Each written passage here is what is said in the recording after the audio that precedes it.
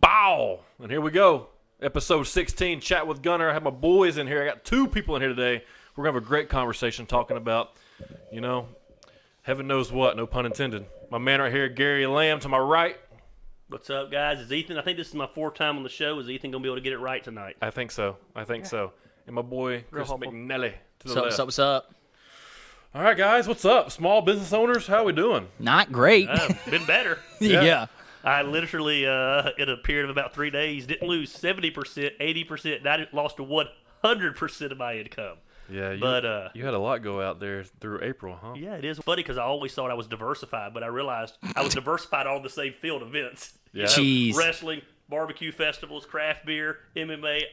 I was diversified in my field, but Multiple streams of income, yes. all coming from the same thing. All Yeah. from the same thing. Jeez. Kind of the same thing with you guys with like having a bunch of restaurants and advertising. Dude, well, the restaurants are good. The restaurants are fine. Right. Oh, you're talking about the marketing. Yeah. Right. Like, income for me, I'm sitting here thinking, like, one, I don't have debt. Like, everything that I've done, I'm single. I have no fucking kids. Like, Right. I'm sitting here just like, oh, yeah, I'm going to be fine. But, yeah, we're looking at, we were talking about in the parking lot. April was going to be the biggest fucking month we've ever had. For us, too. It was going to be huge. And then it's like, shit.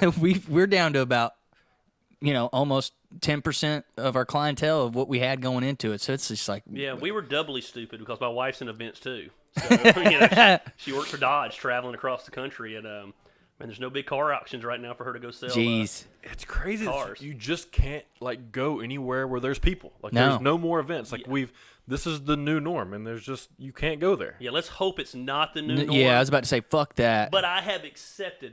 I told my wife last night. I said the good thing about events is I can get them going within a week. Right. And I told her, I said, but I'm in the mindset they're not coming back for a year, and it's time to figure out the next hustle. And I got some ideas. So Come on. we'll see what happens. Worst case, I'll start stripping. Yeah. So I mean, what would you do? Like, how do you, being a promoter, being a guy that's just been around people, a people person, running Canton for the most part, being that guy, what do you have as your backup plan? I think I'm going to finally have to learn to cash in on what I've done for free for everybody.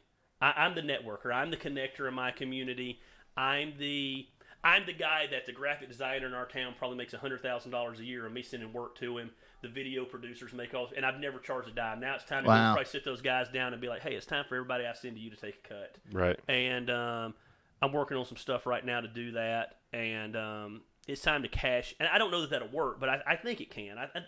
For me, I think it's just going to be purely hustling. Right. For someone like you, I don't mean that in a mean way, but that's literally all I've done since I was 18. I've never had a real job. Right. I worked at Dairy Queen when I was 16. Worked there for 3 months. Opened a baseball card shop when I was 16 and a half. And so all I know is hustling. So I think guys like Chris, are going to have to work double hard to make the same amount of money. I think we're going to have to lower the prices on stuff. The price points is what it is. And I think right now the key is just creating content and letting people. I'm trying to develop myself and my community as the authority. So I joked earlier, I'm the underground guy right now, man. You need underground nails, underground hair, underground poker game, underground this. I got your connection. Underground hair. And Right. so, just making yourself useful and giving away the content right now so when you can cash it in. But also being able to know the minute it's lifted, let's go. I mean, you asked me when we can do a wrestling show earlier. 2 weeks after they lifted, I can turn a wrestling show around in 14 days. Right. And that crazy group don't give a shit about a COVID virus, man. They'll show up in force. Let me ask you this, Gary, because so you're getting ready to go into different avenues of hustle, different ways to make and do your shit.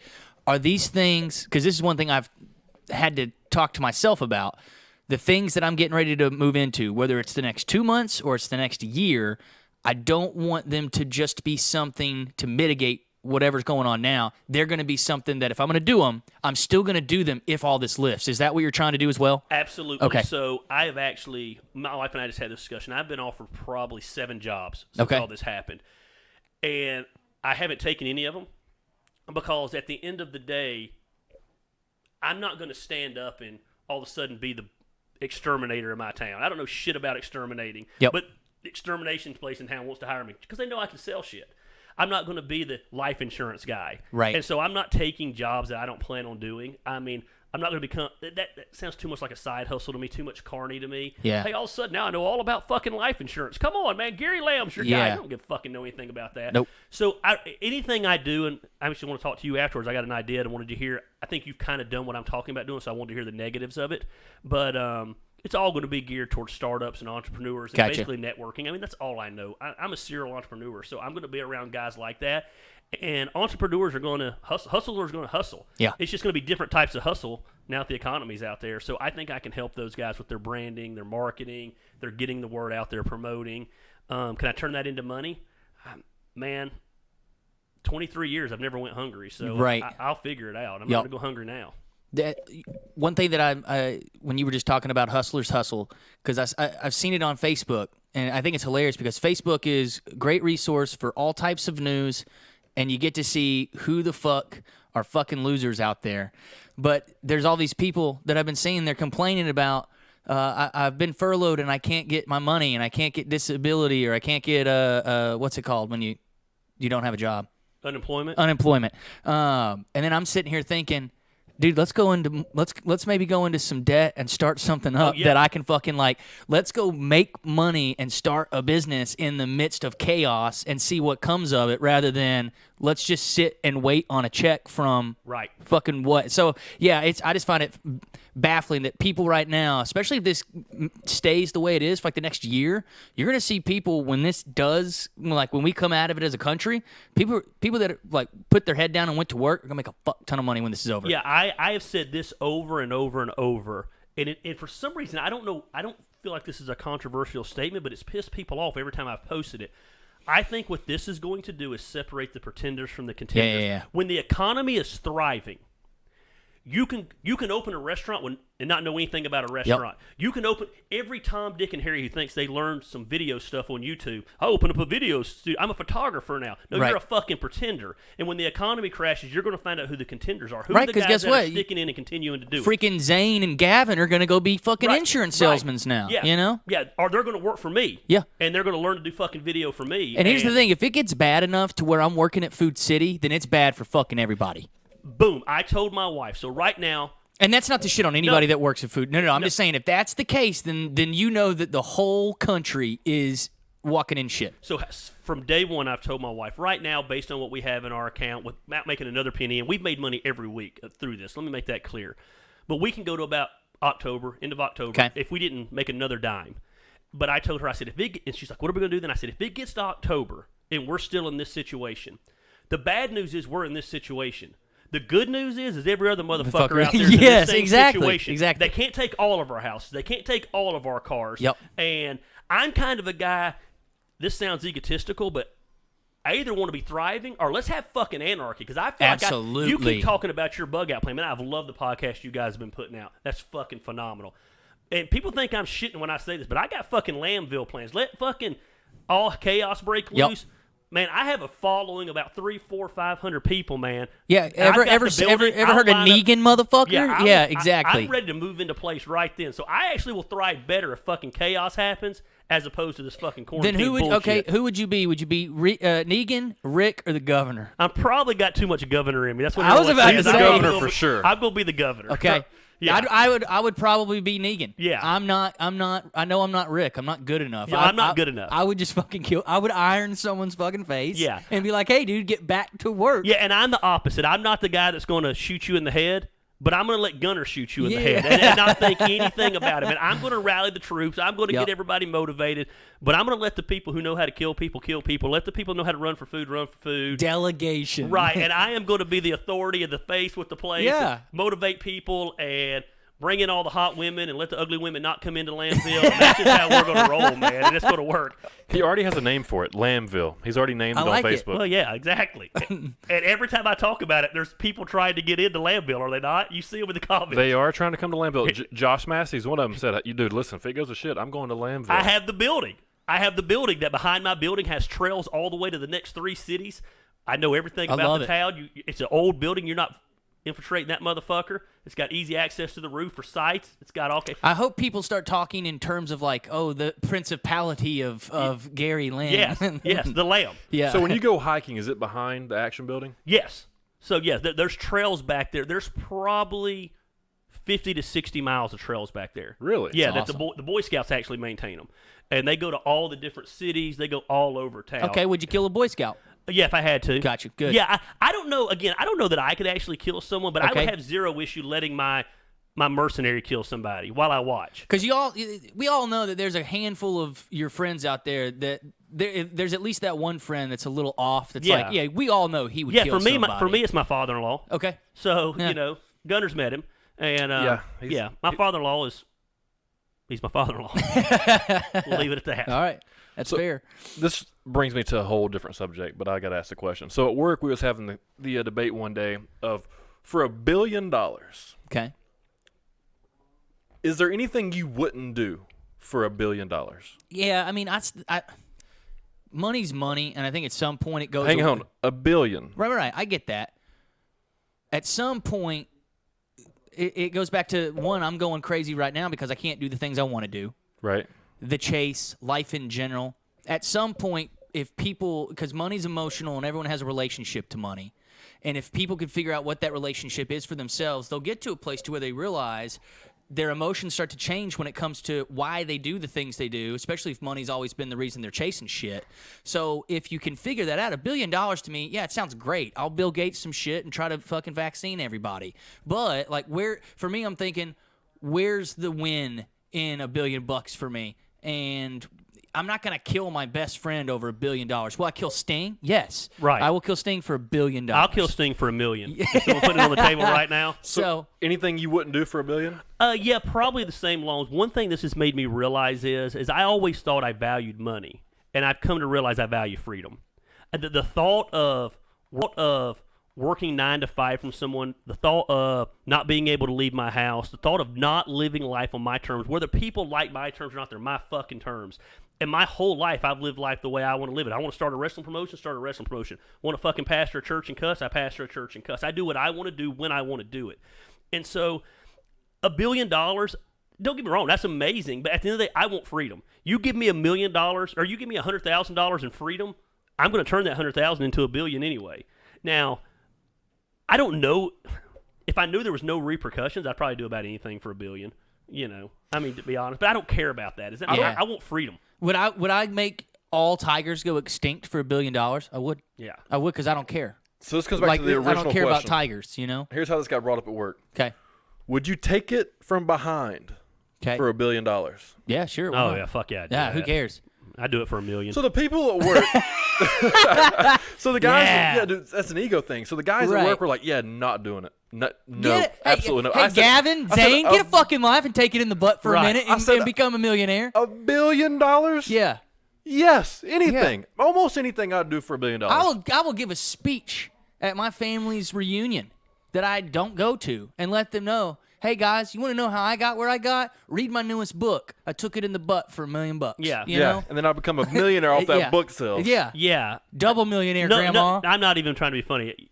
You tell me you're giving me $1 million to take me in the ass, I'm bending over and saying, don't even worry about the Vaseline. Take it. Yeah. Just go for $1 it. million. Fuck, $1 billion? Yeah, dude. It's literally Yeah. an ego thing at that point. I don't give a fuck. Yeah, I'm going to be sitting there rooting. Finish strong, cowboy. That's right. You know? Yeah. I'm going to clinch tight where he gets off quicker. I'm going to get my money faster. We're going to be good. Ethan, this is the name of this episode, by the way. That's what we're going with. So, oh man, good times. Good times, good times. Would Josh take it in the ass? No. I don't. No. He's a liar. Josh Massey said no. Now, I have talked him into it. Here was my thing. He said I wouldn't take it, but I would give it for $1 billion. I said, you want to split $500 million? Right. So, $500 million? That was a joke. All right, so we talked a little bit of religion on the last Sure, episode. sure. Some conspiracies, some the occult, the stuff. I just want to hear a little bigger back and forth. We're talking about demons. Is there anything that we don't want to talk about right now? I don't know that there'll be any bickering because I don't know that Chris and I would disagree. Yeah. Yeah. The difference would be he's completely left organized religion, and I'm hanging on by my pinky in organized religion. I think that would be the difference. And I hang on because I have use of a building that lets me do everything else. So you guys actually had some dialogue prior to the show starting about, like, you asked him why he kind of got away from it in Right. the episode. Just kind of restart that conversation because that was great. And I didn't Yeah, want I you to just- talk. No, it was a great question. Like, ask it so people have context. Right. So Chris said you, that sir. his experience with a demon is what caused him to walk away from Christianity. And so I was really interested in that. Then when I heard the story, and this sounds really weird, but in the traditional sense of how you cast out a demon biblically and what they would teach you is what he did, and then it worked. I was just curious why seeing that in action caused him to walk away from Christianity. I'll let him explain, but I think he more answered my question by saying, I walked away from organized religion, or what we call, I think he was, I always tell people I'm a Jesus dude, and I think he would say he's probably a Jesus dude.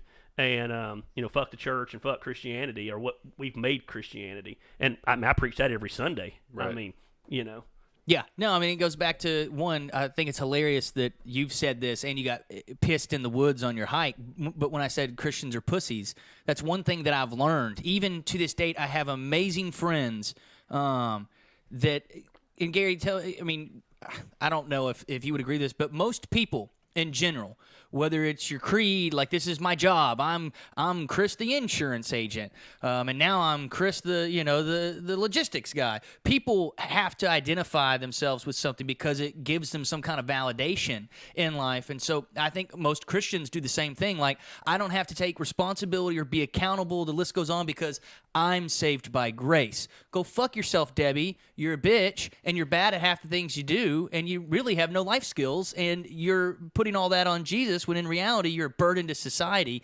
That's me kind of harping on what I've seen for most Christians in general.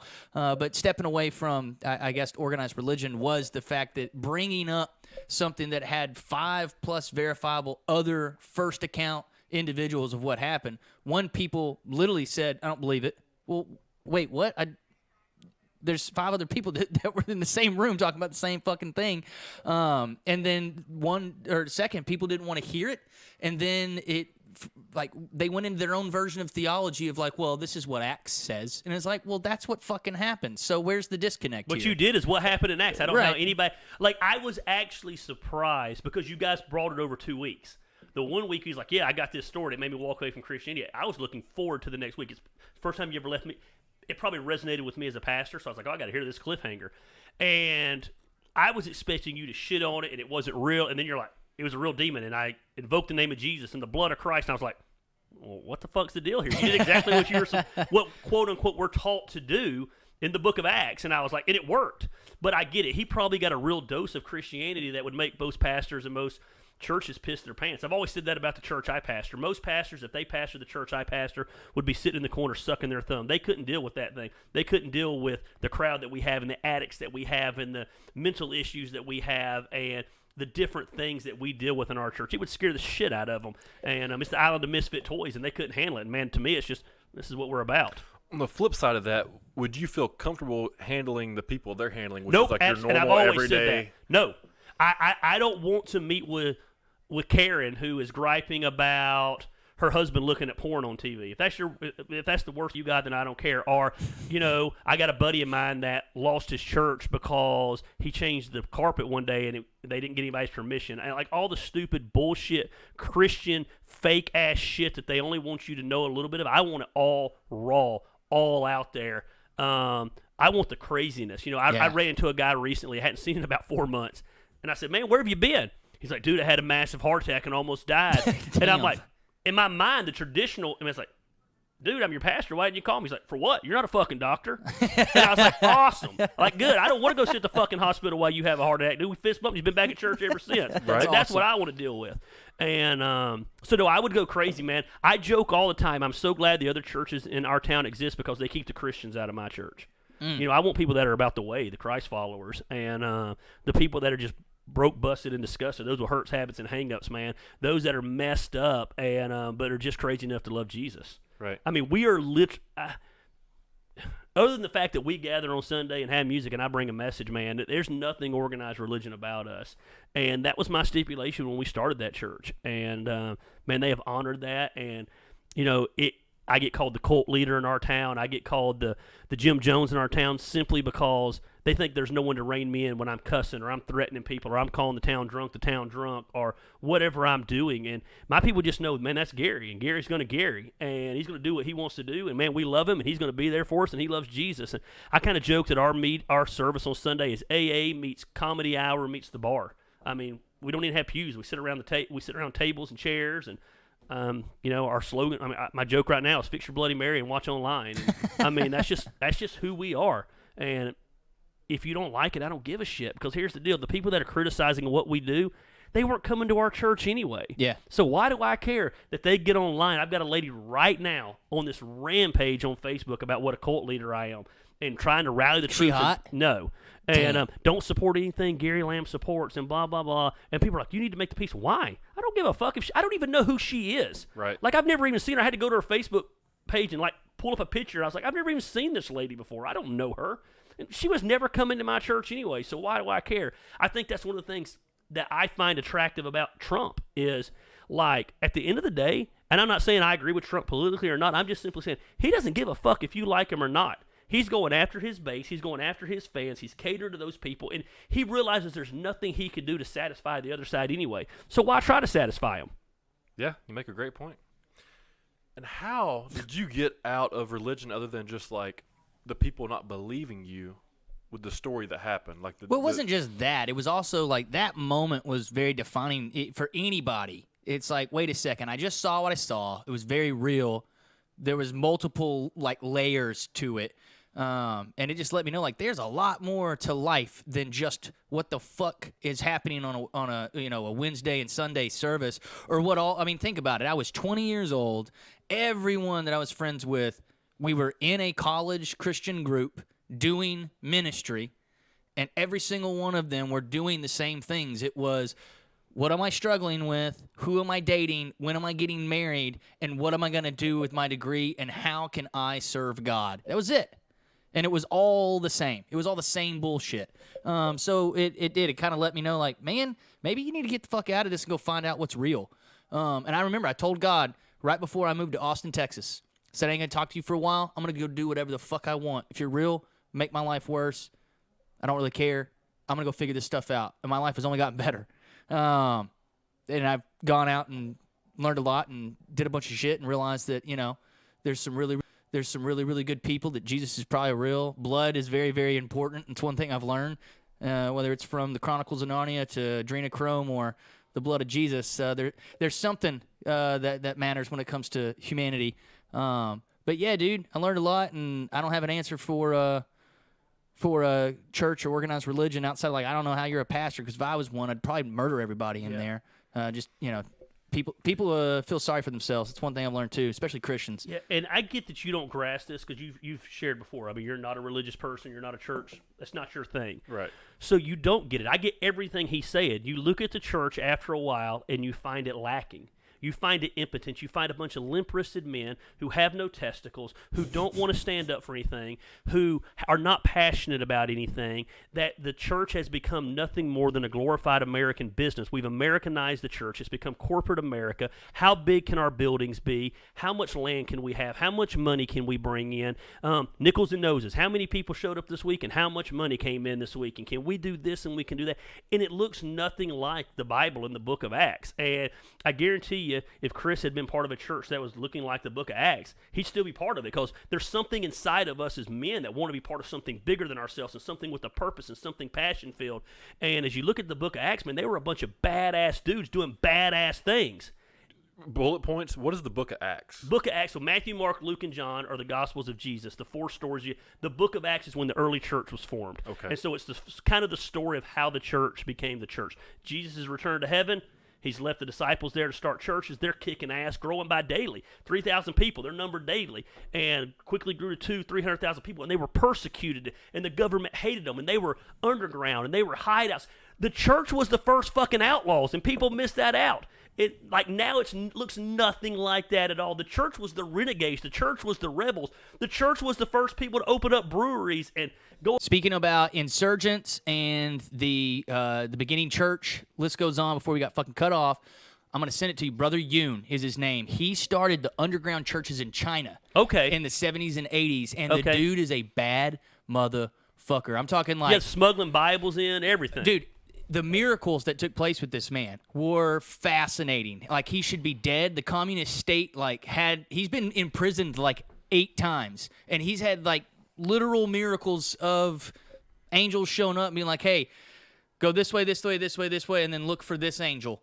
because we're opening up all the gates. We got to get you out of here. Yeah, that's amazing. Like that kind of crazy shit. But his stories are fascinating. He started all these underground churches in China, and now like China has churches because of this guy. Yeah, it's amazing. It's amazing. So and that's the deal right there, Gunner. You miss out on that. What you see is the American church that is corporate, taking CFOs into place, and they've turned the church into being away from being this powerful unit into this corporate thing that there's no difference between that and Home Depot. Right. And so you want to know why it's lost its power is because we've neutered the church, man. And Home Depot's better. Right, because they're essential. That's always my argument, kind of. The church is They're essential. That's always my argument whenever I get into like a kind of a religious debate with somebody that is very religious and a church goer, and I'm always like, okay, answer this question. If there was no money involved in church, would we still have church? Right. And I don't know, like, Probably not. So what I don't ask that question, but here's what I ask myself all the time about the church that I pastor. So if we close down tomorrow, would anybody in our community except for the people who attend our church miss us? I think that the mega churches in our town, which the biggest church in our town, you need to remember, I started. In our town, you need to remember, I started. So the biggest church in our town I started was there till 11 years ago. I imploded my life and got booted. And so they could close down tomorrow. No one knows. I think that the church I pastor, they would. I think that it's a place, it's a safe haven for addicts and the homeless and the hurting. And there's always, we fed, last Wednesday night, we gave out 500 people groceries. I mean, and so, you know, I don't take a salary from there. I use the building for whatever I want to. That's my deal with them. Don't pay me. I use the building for whatever I want to do. So 100% of everything that comes in for us goes right back into the community. And so, but that's because, like Chris, I got burned on church. I was done with church. I told people, I'm out of church. I had a group beg me to start a church. And I said, here's the deal. I never take a salary, and we move to the poorest part of town, and we serve people. And that's what we do. And so for me, I dig Jesus, but I dig what having those people as part of my church allows me to do in the community. And it sounds arrogant, and I know it's probably a lot of people would disagree, but like I feel like I run my town. right. And that's kind of the joke, but I feel that way. You take ownership. I take in that ownership of that town. you have. In a lot of ways, I don't think it's any secret. I'm consumed with the mafia. I'm consumed with old gangs and how, you know, they get a bad rap. I always say it was bad guys doing good. I mean, they took ownership of those towns. Didn't the mafia in Italy just feed Italy? Right. Because everything was shut down, and they're like, oh, we're going to take it upon ourselves to take care of our country. Well, they would take care of city blocks, and the people in the towns loved him. I mean, go back to where Escobar was. That community loved Escobar. He built, 1,500 homes for those people? Yeah, dude, he was a shitty dude. I mean, I don't know, was he a shitty dude, or was he by our weird moral code? Or was it through corporate media with vested interest through the CIA and through the government saying, hey, this guy's bad because he's taking away from our fucking drug money that we're trying to mule into the country? I mean, one thing you can't argue about, he was a phenomenal leader. Phenomenal leader. Look what he built. They said at one time 23% of all the $100 bills in the world he had possession of. Wow. Like, he was a phenomenal leader. I don't care what you want to call it. You know what I mean? An old mentor, you might be able to attest to this. He told me years ago, and this was before the exorcism, but he's the only person that ever told me things that were in the spirit, I guess you could say, the spirit world, the supernatural. There was like, there's no way anybody could have known this shit. And it was very, very telling. Right. But he told me a long time ago, and he said, Chris, if you ever want to accomplish anything, you have to do it in private, and you have to do it, you got to do it like private sector as well. Right. And that's one thing where it's like, what's the world going to do if a bunch of men just shut the fuck up, get to work, go take care of widows, orphans, homeless people, the list goes on, deal with their money the way that they fucking want to? Not only are they going to look more like Jesus, but they're going to be able to make more of an impact than people that just do the status quo. Right, exactly. Yeah, so no, I bet Escobar was a great fucking guy. And I think it goes back to our moral code. I'm a big believer that everybody has a dark side. I mean, and that is, you know, the book Relentless. You know, that's my book. I've shoved it down your throat 100 times. And he talks about in that book, man, that those that are relentless, those that are badasses, they have a dark side. The difference is they embrace their dark side. And they know how to control their dark side. And they use their dark side as their fix, but also so these guys, like, we have this weird moral code. I mean, like, at the end of the day, do I think someone should be shooting up heroin? No, probably not. But at the end of the day, them shooting up heroin doesn't affect me. Right. So that's their moral code. Whatever they want to do, man. Like, when did we become the moral police on what everyone should do and everyone shouldn't do? And, you know, I take ownership in my town, and a lot of people might not like the methods, and there's a lot of stuff I'm involved in that no one needs to know about, and they'll never know about. But I can promise you there's not shit going to happen in that town that I don't know about. And if it does, there's going to be repercussions. Right. And I'll say it to he knows. I don't have to say it to the leaders. They know. Yeah. That's another thing. You talk about morals. People ask, well, if you're not very religious, where do your morals come from? Like, what keeps you from, like, killing somebody? My answer is always, well, there's laws, and I want to be able to live my life kind of with freedom, so I know the laws that I have to follow in order to not go to jail, because if I go to jail, I lose time. I don't really want to lose any time. So if the laws was like you could just kill anybody or get rid of people, I'd probably figure out a way to get rid of people I don't really need in my life, or, I don't want around me. But the morals are, I'm not going to kill them because I don't want to go to jail or risk getting caught. I mean, you also got to think in context. Like, if this was Saudi Arabia, your version of right and wrong looks a little different. Absolutely. If this was the Wild West, our version of right and wrong would look a little different. But here is straight white males in Trump's America in Georgia. Right is pretty black and white when it comes to, hey, if you're getting robbed, you can shoot someone in the head, and you're going to be okay. Right. Well, and the moral code changes. 30 years ago, the moral code was 2 men didn't get married. Yeah. And now no one thinks about 2 men getting married. So, I mean, the moral code is always – people always ask me all the time, are you conservative or liberal? And I say, I don't know. Depends on where you stand. Because to a lot of conservatives, I'm liberal. Right. And to a lot of liberals, I'm conservative. It depends on where you stand. I don't know. Your code decides what I am. Right. Because I've got some really good friends that will tell you all day long, I am not conservative. And then one of my best friends is the head of the Democratic Party in our town, and she will tell you I am the most conservative person she knows. So it's like, I can't tell you where I am. Your code on me is based on your code, where you stand. At it. Yeah, that's so a very good way of looking at it. And you get to decide that. And so, I think socially and stuff like that, I'm very liberal, and I think business-wise and financially, I'm very conservative, and so I don't know what that means. Yeah, probably means you're smart. Yeah, yeah, maybe, I don't know. But we have this weird thing of demonizing. I was listening to Andy Frisella the other day, and I'm not going to lie to you, man. It made me uncomfortable listening to the podcast because of what we've been taught. They were talking about the leadership of Hitler, and they said, like it or not, Hitler's probably the greatest leader who has ever lived. Yep. That doesn't mean we're saying he's a good man. That doesn't mean we're endorsing him. That doesn't mean we say he was right. But the country rallied around him to take over the world. He was probably there's probably some leadership principles you can learn there. Here's a thought, and this is going to be for not only you two, but anyone listening to the podcast. Who's to say, because the victor writes the history books, who's to say that Hitler was a bad guy, and who's to say that he wasn't actually trying to oppose the central banking system, and he wanted to have Germany live on its own as a free marketplace, and that the things that we've been taught about Germany probably were falsified or embellished a little bit. Well, food for thought. And there's no food for thought me on that because I've researched all that. Okay. The difference was I didn't want Gunner to be banned in Chattanooga for that thought process, but obviously you didn't care, so you threw that process out there, and I'm glad you did because it's an interesting topic. Whether you agree or disagree, it is an interesting study. Yep. Think of it this way. World War I kind of took a little bit away from Germany. And then you got Hitler. He's just trying to expand it, get back what was his and expand it a little bit. And he got the people to rally around him. Well, if you actually look at World War I, if you think about it, the United Nations, it was called the League of Nations, is what they were trying to establish. And the Tsar of Russia at the time saw what it was and said, fuck you guys. We're going to stay our own. He was a nationalist. We're going to be our own country. And that's when we killed the Tsar of Russia and went into World War I.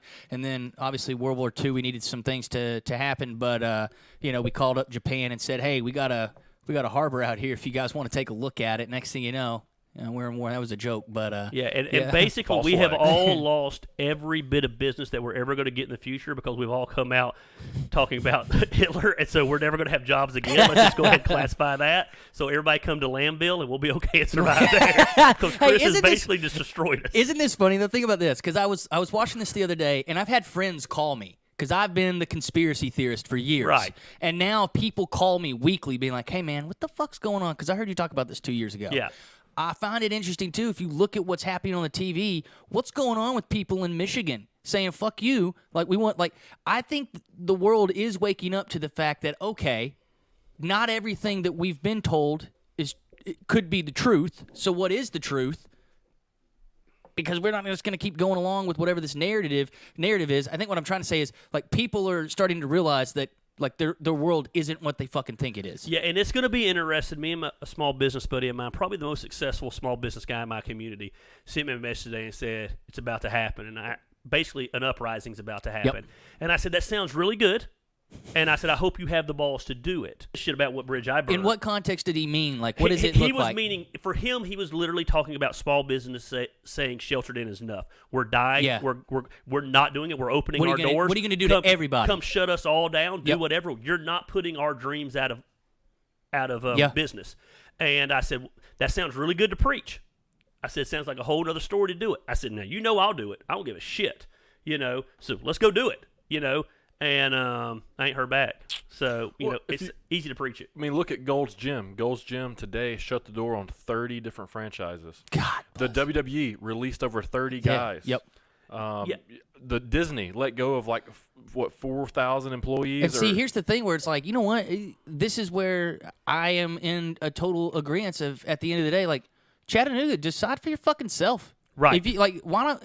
I was at Lowe's today. No one fucking cares. There's nobody in our town. Nobody cares. So I go hiking every single morning since the gym has been closed, about 6 o'clock. So it's in the park. Come out of the park, 7:15 in the morning. There was probably 200 Spanish people in our park playing soccer. Wow. It was 34 degrees. They were not sheltered in. They didn't give two shits. Nope. They're running around. They are not distant 6 feet. People are done being sheltered in. And he probably started 10 minutes ago. It's going to be real interesting to see what the president does tonight, because if this goes past Mother's Day, I think all hell breaks loose. And people are just not going to tolerate it anymore. Well, we got to look at it, too. The numbers we've been lied to about. Let's be honest about that. There's no way around it. We were told a month and a half ago 100 million people in this country could get infected. Well, they're all going to say it's because we sheltered in, though. Right. But either way, inflated. Right. Well, now 200,000 people are going to die. Fucking inflated. Well, now we've got to do this. And then you look at it, it's like, what's the end goal here from the left and from the media? What are they really trying to do? And then what's Trump really trying to accomplish in the midst of this chaos? But at the end of the day, it's going to come down to, I think people just need to make this choice for themselves. Right. And if Andy Burke hears this in Chattanooga, he can go fuck himself too, or find his his ex-girlfriend or whoever he was making those choices with. Like, I don't give a shit. This city needs to make a choice for itself and leave politics out of it. Yeah, so Canton is the last city north that is considered whatever they consider Metro Atlanta. So Canton is considered Metro Atlanta. Gotcha. We just had a year ago a huge Northside hospital built, massive hospital. I mean, Canton's geared up for growth. I've got a friend that works at the hospital. They have 100 beds set off to the side for COVID. As of yesterday morning, there was 4 people in those beds, and not one of them was on a ventilator. So the hospitals are not overcrowded. We're not 96 beds in what they would consider Metro Atlanta are empty.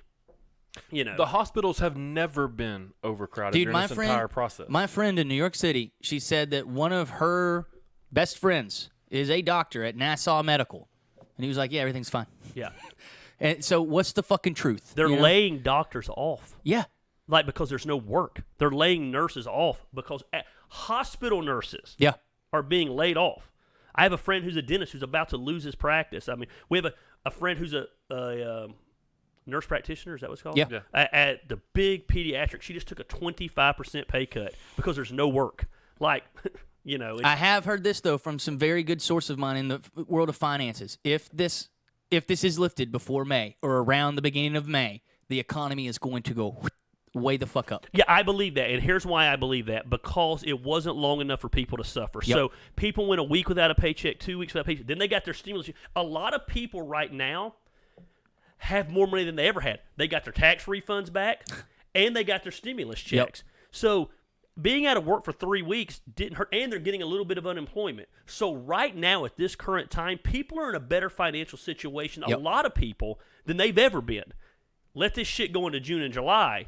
Now we're talking a different story. Yep. I wonder if this was a cue just to, kind of boost the economy. Well, like a little, throw some gasoline into the fire. There's no way that this was meant to boost the economy. If anything, it was meant to sabotage the economy. It was a test run. Yeah. I've said that. I'm not a conspiracy guy like you guys. I don't know. He's in a group message. Yeah, yes. I'm into conspiracies. I don't understand them quite like you guys do. Gotcha. And because man, they get me in a bad place. Okay. I go into freak out mode, and I'm like, But I've said this from day one in that group that this is a test run. If things go right back to normal, it was a test run. When Trump comes out of the office 4 years from now, I think the real deal happens. They were wanting to see how quickly they could assimilate us, and they have to be very pleased in how quickly they did it. If you look at all the Democratic governors, they're the ones trying to shut the economy And down, keep trying it to down. shut literally like trying to shut down till 2022. Yeah. Like what? What's the fucking point? dude? How does that even happen? Like, how do you even do that? Right. I don't understand how you just and their the bill they want to get passed. I think it was somebody either in Ohio or Michigan. Anyways, it was they're going to pay $2,000 a month for at least 6 months to every person over the age of 16 that makes less than $130,000. So pretty much everyone.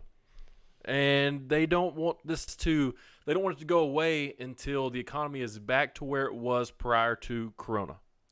So the best the economy has ever been, they don't want it back until it's back to where it was the best ever, and everyone gets paid $2,000 a month. I think one thing that is interesting, because again, if you look at the media, they've been caught lying through this whole thing in so many different ways. It's like blatant lying. It's like, okay, well, now, for the first time ever, the whole world's seeing that y'all are a bunch of fucking schmucks. But then you've got someone who isn't a doctor like Bill Gates, who is really, really pushing hard these vaccines. But then you also see that he's in bed with Fauci, and he's in bed with the WHO, and he's been in bed with Wuhan University in China. So it's like, what the fuck's really happening? And what did happen for us to get here in the first place? It kind of makes me take a step back and realize this is live on one scale with whoever's pulling some strings over here, or this is a really, really strong test run. And let me tell you something that I think you maybe haven't thought about, and probably because of my walk of life I have. So throughout history of our country, the untouchable thing in America, like it or not, whether you believe it or not, has been the church. The church was untouchable, separation of church and state. Yeah. But now they realized the way we've got to do this is we get the church on our side. You shut the church has never been shut down. And for the first time, they're telling the church they can't meet. And pastors are okay with this. Right. Because for the first time ever, the protection payroll plan, the small business loans, churches can apply for them. They can do all the stuff they've never been able to do out in history. You know, if you're going to take over, Trump got in because of the church. You got to have the church behind your cause. And they have neutered the church. People kept asking us if we were going to have the church apply for the protection payroll program, and I said, fuck no, separation of church and state. It'd be a cold day in hell before I take money from the government and they can tell me what I can teach and what I can't teach. And it's funny, all these pastors preached against the state being in their business, but the minute they offered money with their grubby fucking hands out there, that blew my mind. But how genius of a test run to get the church behind you. You shut the church down. Like, when has the church ever been shut down before and you don't hear anybody complaining about it? That's mind-boggling to me. They don't even really cover it on the news. Very little do they cover it. There was a tweet from a political pundit that I liked, and they're like, it's going to be real interesting if they do the same thing with Ramadan, because I don't think they will. That's interesting. Yeah, I was like, huh. When is that? What's that? It's this month. Yeah. Oh, is it? Yeah, it's this okay. or May or early, you're early right, May. Yeah, right. It's right after. Yeah, you're right. Yeah. So I was like, huh, that's something to think about too, because if they don't, then that should tell us something. Right. You know? I mean, not only did you shut down the church, you shut down the church through Easter. Yeah. The biggest day that's the Super Bowl for the church, baby. And nobody was griping. The churches weren't griping. Man, they have shut them up. Well, there They can was all here. be I don't know bought. if you saw it because of the news here. Andy Burke said, "Hey, if you assimilate, even if you do drive-in church." So the churches got crafty and said, "You know what? Come in your car. Yeah. Sit in your car. We'll do church in your car. Turn on the radio. You can tune in. Yes. We'll all watch." Yes. They banned that too, and the city of Chattanooga was like, "Go fuck yourself," which I was very pleased with. Good. Just in general, like, hey, dude, like, not only did we get creative with this, but now you're even more so stepping over your bounds. Right. Our town did the same thing. We got permission to do drive-in church on Easter Sunday. 'Kay. It turned out where it was going to be like 95% chance of the tornadoes, 'Kay. so we didn't do it. But our city did the same thing. They supported us and said, "Man, you can do drive-in church. Keep the social distance. Keep them in their car."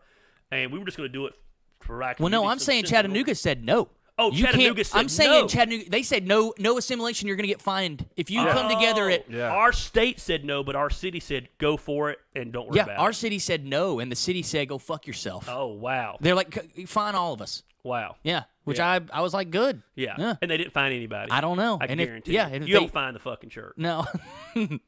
It's crazy. I mean, they were trying to threaten with writing tickets to people trying to attend church. Right. Mind-boggling to me. Like, I always say this about our church. Like, we're in an old grocery store. Like, that's what we are, is an old grocery store.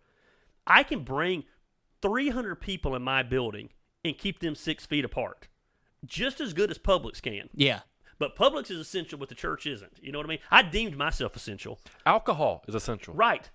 I just saw today on the way up here, I guess everybody was asking about the, tanning parlors or whatever they're Yeah. called. They're allowed to be open in Georgia. But the hair salons, how the hell is a tanning salon essential? You know, everybody needs to do what I did. I deemed myself essential, and I make no bones about it on Facebook because pastors are not essential. And so I created a little graphic, Essential AF, and I said, I'm essential. I go wherever I want to go.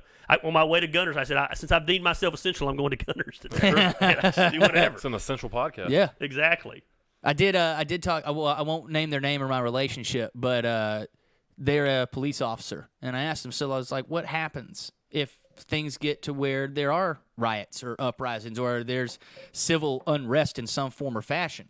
And he was like, "Well, I know where all the guns are in the city," and he goes, "I'll tell you this much: I'm not gonna be a cop." Yeah. And I was like, "Yeah, that lets me know a lot. That's a good thing. At least in this part of the country, I feel very, very good about the people that have been in the military and the people that are first responders, or the list goes on, because they're going to take care of them in their own, and they're not going to listen to the government." Yes, so we have probably our sheriff could run for governor one day. He's 35 years old. He is phenomenal. War hero. Yeah. The sheriff of 25 years retired. 3-way election. Our sheriff won 74% of the vote. That's unheard of in a 3-way election. The county commissioners came out. You're sheltered in. The police will be pulling you. He came out on his page and said, "Let me make this very clear with all due respect to our commissioners. We will not be pulling you over for no reason. We will not be writing you tickets. We will not. Our officers might suggest, hey, guys, don't forget there's a 6-foot." He came out and he said, he's a constitutionalist, man. And he said, we're going to follow the Constitution. And I know the commissioners had to hate it because there was probably 4 or 5 different times the commissioners or the city council would make a statement that he would come out on his own page and be like, he was very political about it. He was never confrontational, but he just wanted to clarify some things that had been said. And same thing, I have a very good friend in the police department who's made it very clear that if the city starts rioting, because we have 575 goes through our town, that they have a plan to shut off the interstate immediately, keep people out of town. Like, he's a badass. And makes me feel real comfortable that he's in there. That's badass. You know, because he'll have his village, I'll have Lambville, and we'll be able to work together and work real good. And like you said, if this happens, for another 2 weeks, month, 2 months, there's going to be some riots. We're starting to see it up north already. I'm telling you, dude, people protest. When the protests start, and then the riots come. Yep. And when people lose everything, they fucking lose it. And you're actually starting to see people go stir crazy, like a legitimate stir crazy. They're bored. They don't know what's going on. They don't know what to do. A lot of these people are uneducated.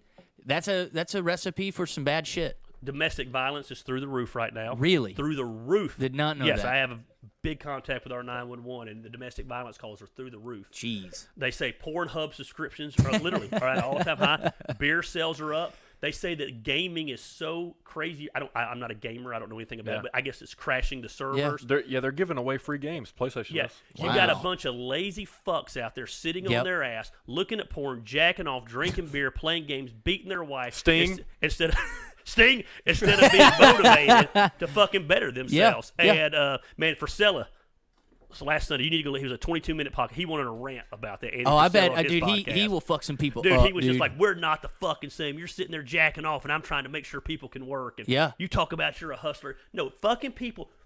Right now, people still think they're on vacation. Yep. I had to go get a tripod yesterday, actually, from Best Buy. So I ordered it. You have to pull up to the front of Best Buy, and everybody got their stimulus checks in our town yesterday. It seemed like they did anyway. There was 5 cars in front of me. 3 of the cars had huge, large screen televisions getting put in them. Yep. Already blowing their fucking money. On a fucking TV. On a fucking TV. One of them, literally, I'm not even trying to be mean, was driving a $1,200 car. And could barely get the damn TV in there. That baffles me. Yeah, a month from now, they'll be bitching that they have no money. You know what I mean? Or not enough money to pay for the electricity for the TV. Right, exactly. But it just goes bad finance. People don't know how to bad financial principles or bad financial principles. Same reason millionaires lose their money. They don't know how to manage their money. Yeah. They get freaking, we call it ghetto rich. They get ghetto rich for a little bit like they do with their tax refund. They do the same thing with their stimulus check. Happens every year in a cycle. Every year. unless you listen to Dave Ramsey like we do. That's right. Then you have that 6-month emergency fund. And you're ready for a rainy day. And Hey. Ramsey's been bitch slapping people now, Dude, dude. he has. I I'm like, love holy, it. dude, he ain't even tried to show compassion. I told you. Nope, yep, Told told you, you. motherfuckers. Yeah. Bet y'all didn't know. Hey, $99, you can sign up for my class. Yeah. Dude, but you should. Right. I mean, he literally changed my whole thought process on I love that finances. you use Dave Ramsey. That's fucking hilarious. Right, isn't it? That's my whole I financial principles. I worked with his son for a while. His son's kind of a little bitch, but Right. you know, I mean, this is what's amazing me about Dave Ramsey. It's fucking simple shit. The simple. yeah. It's that's one reason why I But you think, got guys, spoon-fed people. right? It's like Spoon-fed. how is this not understood that you're not doing this? But it's- That's what baffles me. And what kind of people? I'll tell people I do the Ramsey plan. The same people that kind of hear my religious takes. And they're Gotcha. Like, yeah, well, that's all based on Proverbs. Yeah, it is. Yeah, it's all based on It like is. principles from the Bible. And I'm like, Yeah. I love principles from the Bible. Yeah. I think it's a great philosophy. I just have zero energy to go put any energy to it. Like it's just not my bucket. I'm not Right. filling that bucket with like. If you're not energy. spending this time to better yourself, You suck. Exactly. did you see You that nailed the entire Adobe Master Suite training that's $1,600, Adobe's offering for $35 right now. No fucking Yep, shit. $35 fucking dollars to learn. I didn't know that. Photoshop, the whatever the video. It's the master class. Ethan, find that for me. I'll do it right now. I already Yeah. know it, but I But need to like- brush Put our up credit card on information fucking in. green screen shit. But Pat Flynn, who fucking sells all of his courses, half of his courses are free right now. I watched an incredible podcast thing today on how to get your first 1,000 subscribers for free. It's normally $99. People are giving away content right now, Damn. and these people would rather be fucking gaming or jacking off to the same fucking porn instead of bettering themselves. Something's fucking wrong. Speaking of, me and Gary have something to ask you about. Oh God. So we've mentioned it the past couple episodes about as far as like building the YouTube up, building your Yeah. brand, having good videos, quality videos, and all the marketing stuff. Ah, I know yes. we've talked about the working out Yep. aspect of it. Gary's talked about like wanting to be like the redneck Gary V. Like he is pretty much the redneck Gary V. Think about Okay, it in a way. okay. That's his following. Those guys have the advantage because they have like a video guy that follows them around Mm-hmm. that picks up on their candid comments 100%. that you don't write down, sit down in front of a camera and go, all right, and let's be great today. Right, like, it's, right. It's hard to like spit off those candid comments that just happen at 3 o'clock in the morning. You're like, oh shit. Hit record now, yeah, motherfucker. hit- Boom. Right. So how do we build that up? Like, how do we build this brand? Let's talk about that. How do we build So this podcast? there's a couple of thoughts that I've had because me and Ethan have talked about this. You need for a D-Rock. a long time. You do. You need a D-Rock, or this is the biggest thing for me. My hands are in 9 different places. I need a couple more hands. This is the biggest thing for me. I need a couple more hands. So if you can't, I can show people how to get everything they need to film themselves, sound good and look good for the most part in a vlog style, to where you don't need to understand cameras. I mean, if you got a fucking iPhone, I can show you how to do it and make it look amazing. You need a fucking editor. Right. You need an editor. You need somebody that can go in and template out your shit, and all you do is Dropbox or Google Drive them every single fucking day and say, this is my shit, and they pump that stuff out. Yeah. So that you've got content on content on content, and as it grows, and as you grow, and as money comes in, you take that money and you don't go buy a fucking big screen TV. You dump it back into your brand and say, hey, do you now, video edit guy, do you need an extra hand? Let's get you a fucking extra hand, and now you're pumping more shit That's out. a good word because I took the first week of the quarantine. I did Yeah. all the research on what's the best video editing stuff for an iPhone. So nothing fancy. Everybody talked about this thing called Video Leap. Okay. I bought it. You watch YouTube videos on it, it's fucking... I'm not a stupid person. I know how to do it, but at the end of the day, I'm not an artist. I'm not creative. Yep. It doesn't look right. And that's be a great service. Studio 57 should offer that kind of stuff. Because you could have one guy that could do it for 8 or 9 different people. And I'm going to have to add that to the idea I got after this. I'll be running it by you. Gotcha. But, yeah, I think that's huge because I've always said, everybody's like, Gary V's so sharp. Don't get me wrong. He is sharp. But I have fucking thoughts like that all day long. Yeah. Like, the difference Gary is I just V- don't have someone to record them. Gary V is the first person that executed on that scale of delegation when it comes to content. Yeah. It literally was, so there's how many platforms? Then I need to be on every single one of those platforms. He's on fucking TikTok. Every single one. Oh, and you know TikTok, 15-year-old? I'm going Right. to fly you to New York. You're going to teach my team everything about TikTok, and then you got a job waiting on you at fucking 18 years old Yep. if you want it. P.S. Here's some money. Tell your parents they can fucking come with you. That's what he did. I have always said the first hire I will ever make will not be a financial person. It will not be a business person. It will not be an administrative assistant. I will spend that money on someone to fucking just hang out with me Yep. all day long. Boom, hit record. Because how many times are kick-ass videos of Gary Vee? It's just him talking to Yeah. someone, and the D-Rock pulls out whatever fucking camera he's got and starts fucking filming the dude. Yep. You need to hire that motherfucker right there to do it. He I've ain't told making him. no money here. Dude, it's Trust all- me, he's not. But at the Chris same time, knows. you have to you almost need that following before you can even. You don't. You don't. I disagree. That's how you build the following. I disagree. You don't need that Absolutely fucking not. following. That's one thing that I've me and Ethan were talking about it, but I know it's time for me to actually be on camera every single fucking day. Right. It's just time. I know I've done enough. I've seen enough. I've been it's just time for me to just go out there because guess what? If 100,000 people out of the 7 billion in the world like Chris McNelly, I fucking win, motherfuckers. Right. That's Yep. it. Here, and this is one thing I love about Gary Vaynerchuk, what he always says. He says, I've never been impressed with people's followership on social media. He goes, so what, you're on Instagram with 25,000 followers that you bought. I'd rather you have 1,000 followers that are genuine followers. And that's what he said. It's not size, it's loyalty. Yeah. Like, I always say that. Everybody's not, he's a big fish in a small pond. You're right, and I can fucking do anything in that town because my 300 or 400 fucking people are fucking loyal to Yep. what I do. They buy into what I do. They serve at what I do. They understand that I'm going to bring them along the whole time. And so I'm able to have a following. It's not the size of your following. It's the loyalty of your following. And you discredit the kind of following you have. A little bit of it's because you won't be aggressive enough to fucking capitalize on the fact that you're Gunner fucking Miller in Chattanooga. Like, fuck, dude, you ought to be the fucking Rock of Chattanooga. Because you are fucking Gunner Miller. Don't quit being fucking humble. Right? Yeah. It's hard. Which is weird because you're not a humble motherfucker. I'm in a text with you. Yeah, I'm not humble at all, really. No. I try to be humble sometimes. Just go out like you own this fucking town. Ethan, you're following me around. I'm not gonna pay you, but we're gonna figure it out. Good luck. Yeah. All right. Good Give luck. us 2 weeks. Give us 2 weeks, and we'll see what happens Yeah. from there. Yeah, that's what I want though. Like the whole day in a life videos, the just weekly. Trust me, we were this close. compilations. Everything that was happening in April, that motherfucker and 2 other people, it was all mapped out, ready to go, and then coronavirus happened. Yeah. And you got to get to the point where I think the weakest thing you can be. Priscilla was talking about this the other day. Obviously, I'm a Priscilla fan. He's talking about the biggest fucking thing, the worst thing you can be, the most irrelevant you can be is neutral. He said, fucking be one side or the other. And that's Yeah. like me. As much as people love me, the same amount of people fucking hate me. Yep. But I'm not fucking neutral. And I don't know what. Let's get on the subject. I'm going to bust your ass for a minute, okay? Because I was going to do this through private text, but I'm going to bust it right here. Let's do it. Why the fuck have you got soft during quarantine? Fucking being nice to Alan Angel's dad, being nice to that Jeff Lawrence guy. These fuckers are taking shots, and you all of a sudden have been nice on Facebook. I need fucking mean. Is fucking quarantine made you soft? I don't know. Has having the kid all day made you soft? What the fuck's going on? I don't know what it is. Maybe It's that's making my heart hurt. you want me. I mean, you can just be mean to so many people. It's just like No, it you takes energy for me to be mean. No, it comes natural. It's gifted. It does come It comes natural, but it's just natural. I don't know. I've just been in a nice. I blew it off last night on Alan's dad. I was like, you know what? Gunner I was kind of mean to the Jeff guy today. Gunner kind of has that relationship with his dad. Like, I have no relationship with my parent. I'm just not a fan. I was like, Gunner and Pops, man, they're cool. So I get it, man. He was really moved by the fact that Alan's big into his son. And, man, I got that. And then today, the Jeff guy, you're like, man, I'm in logistics too, buddy. And I was like, I was being a smart go. ass there Well, you can't. It seemed nice to me, and it fucking pissed me off. because he. I'm not friends with you to be fucking nice. I'm Okay. friends with you because I want to see fucking Gunner fucking Miller do what he does right. and rip that dude to shreds. $1 billion, Gunner. Take it in the butt. I think I've just been at home too much, man. Yeah, you're getting soft.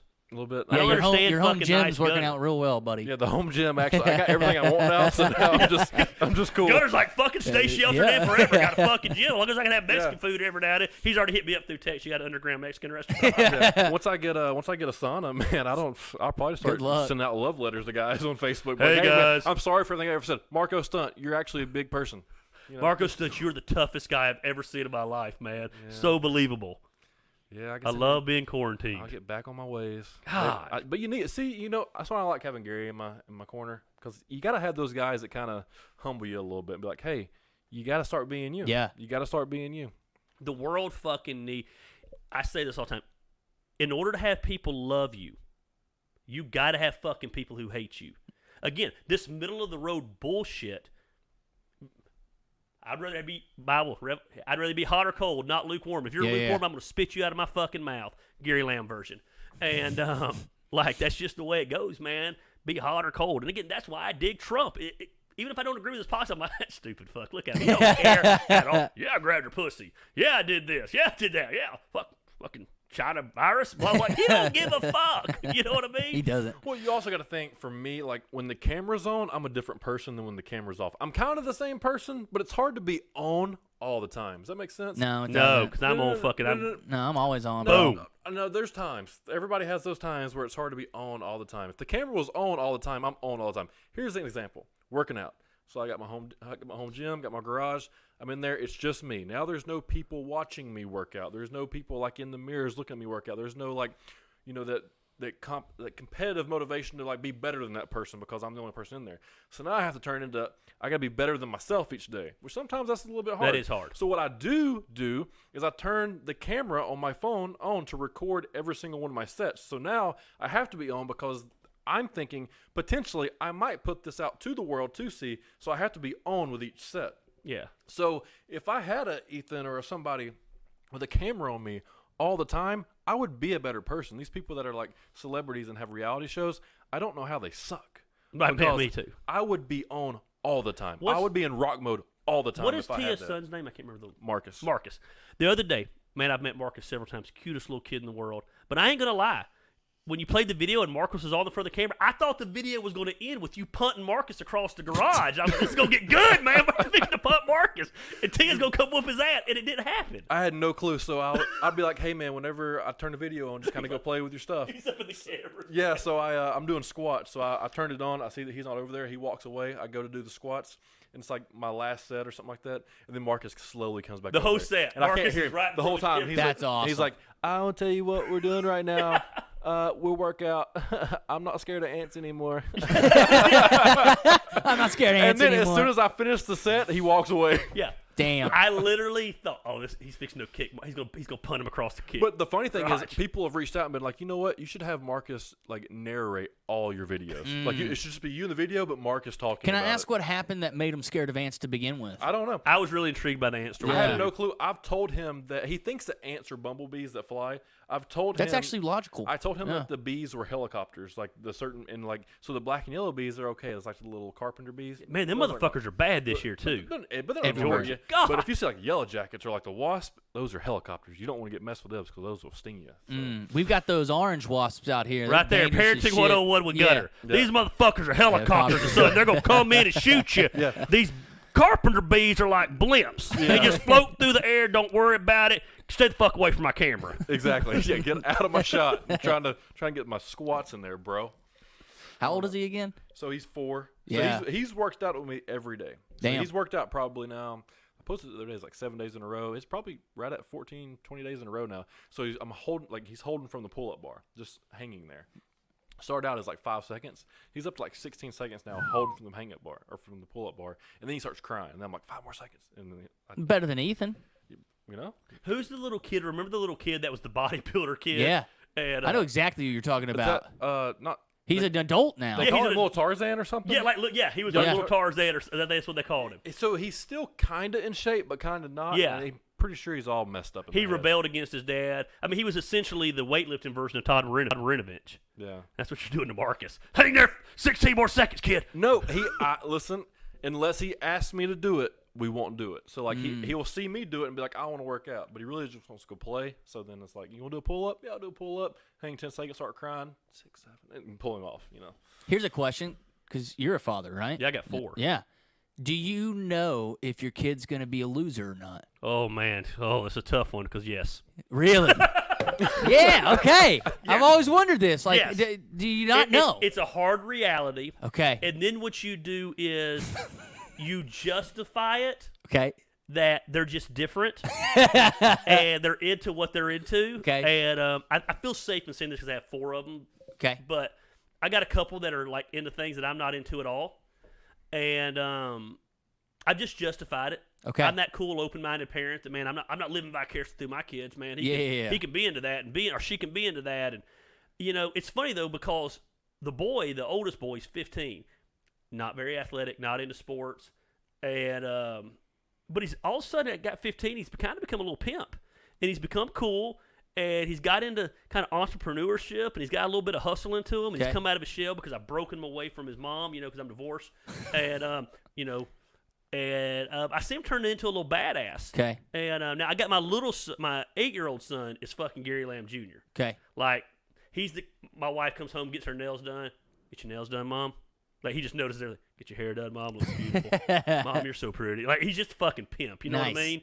And except he has this fascination with his nipples. We're trying to figure that out right now. I don't really know what that is. I need to do some study to see if that's a signal. He's still young. Figuring shit out. I mean, I have fascination with my nipples too, and I'm 44, so I'm not judging. So here's a question: do kids keep at 4 years old? Can you tell if that's gonna be that kid's personality pretty much? I think it's developed by 6. Yeah, By 5 or 6, the personality of a human is developed. Yeah. So let's just say if you tell somebody no and they like throw something up against the wall and are like ready to fight you, at 16, if they get told no, are they ready to throw something against the wall and fight somebody? Well, it depends on if you broke that shit when they were young. Yeah, and that most likely, I only know all this shit because I've got so many nieces and nephews. Whatever he's doing probably has nothing to do with you. That's coming from fucking somewhere else, probably. So yeah, I'm just saying. Not saying that Marcus does that. I'm just saying, Right. Like, if a kid, if you tell them no and they like sit there and start crying, I think you got to break that shit early. I'm not trying to be Billy Badass. I think I go back to the Bible more than I realize. But, train up a child in the way he goes, and he'll not depart from it. I think you teach. I used to always say this, man. You raise goats, you train kids. I'm raising my kids. No, you fucking raise goats. You train kids. You train them on how to act. And it's always been amazing. Not that my kids are perfect by any means, but my kids have always been in the public eye. They've always been in meetings because of me. Like, my kids don't pitch fucking fits in restaurants. They don't need to be on their iPads and their thing at the and how do you get them to do that? Because we trained them. You don't fucking sit at your phone at the table. You don't pitch a fit. I'll beat your fucking ass. Right. You know what I mean? And I got pretty good kids. Yeah. But you do definitely learn their personality because it's funny. My 13-year-old is actually my stepdaughter, but of all my kids, she's the only one that's not my biological one, but she's the most like me. Like, she's the hustler at my festival, sets up a booth and sells stuff. That's awesome. Always out doing stuff and dominates social media. And, and no matter what you do, you're a dork to your kids. Like, my kids don't give a shit that I'm known all over town. They actually think it's embarrassing. Right. My kids think I'm fucking Tiger King of Canton. That's just you are. He's That's fucking your weird. new shirt. Yeah, it's horrible. I'm hoping I Simon Cowell myself because he had a kid at like 50. Really? Yeah, and I'm that's my plan Just right now. don't ever have them. It's like, and you know what? I may not. Yeah, I may don't. wake up and be like, you know what? I will hug this beautiful orphaned kid in Africa when I go visit and start my own vaccine foundation. Yeah. And then watch him or her pass into the great beyond due to other outside circumstances. I love you know? my kids, man, but yeah. Bro, I didn't have one day. Next day, I have a 4-year-old, which I love it. But I'm also realizing if I do find a chick, the chances of her having a kid, Yes. very fucking likely. You You how know? old are you now? I'll be 31 in Yeah, June. you're not meeting a chick without a kid. No. No. So it's just like, fuck, Right. you know? Yeah. So I don't know how much longer I have in this window of Just like, fucking hustle. yeah. Don't fucking worry about women. Well, no, I'm not worried. I'm saying I don't know what that window looks like of because I think it's gone. Either they're a bit older, around the same age, and they're ready. They're Yeah. ready for whatever Right. that is, or they're young, dumb, and they think like a white picket fence and all that exists. So it's like I'm in this weird ground right now of fuck this, you know? Right. You're going to have to find that woman that gets you. You know, Yeah. when I married my wife, her ex-husband was he had a job. You know what I mean? Like went to work every day, I guess. Yeah. You know, a flooring guy. Yeah. So like my wife didn't know what to do when I'd come and she's like, "What'd you do today?" Hung out on Facebook, went to lunch with this guy. But she like it was a big deal. So you didn't work? Yeah, fuck yeah, I worked today. You know, it's weird. It took her. Now she wouldn't. Now she totally gets what I do. Right. She's like, when people offer me jobs, she's like, you could never take that job. Don't. Right. We'd be divorced if you had a job. Like she gets because she knows I provide. Yeah. She can't tell you what I do, but she knows the bills have never been late. There's money in the bank, Yep. and she's taken care of. But and you're going to have that same boat if you come from someone with a more traditional background. They don't grasp. Yeah. You know, my parents still don't think I have a job. That's like they awesome. just don't grasp what I do. You know, when you grow up, what are you gonna? Don't you think it's time to settle down? Settle down? I got fucking 4 kids, a wife, and have a house with a white picket fence. Like, how much more settled down can you be? Right. But the fact that I don't 9 o'clock Right. and I get off at 5 o'clock Right. and I get off at 5 o'clock and you know, Yeah. every time they want me to come over on the weekends, I'm like, I gotta work. You know, I'll come up with some reason. You know, they don't know what to do with that. That's awesome, though. Well, let's close it down from there. Sure, Y'all dude. good with that? This was fun. I don't give a fuck. This was fun. Ain't my conversation. podcast. Yeah. You know? All we do is bring ratings to your ass. Hey, I love it. Go ahead and put them right here. The podcast is what? the number for this podcast, Chat with Gunner, is Canton, Georgia. Damn. Boom. It could be Canton with Gunner, too. That's right. Wow. You know? should maybe consider that. Maybe Chat and Canton. Mm. Can with Gunner. You can with Gunner. There we go. You can with Gunner. All right, let's wrap it up. This was episode 16, Chat with Gunner. That was Gary Lamb and Chris McNelly. Do us a favor. Go to YouTube. Click that subscribe button. Click the notifications and share it with a friend. Also, go to Apple Podcasts. Go down to the bottom.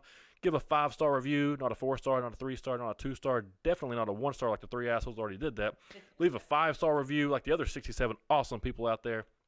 And leave a written review. Put on there the best podcast in Chattanooga, because it is, mainly because there's not many good ones, and this is the most consistent one. So do that. We love you. I appreciate it. We'll see you next week, episode 17, Chat with Gunner. Appreciate it, guys.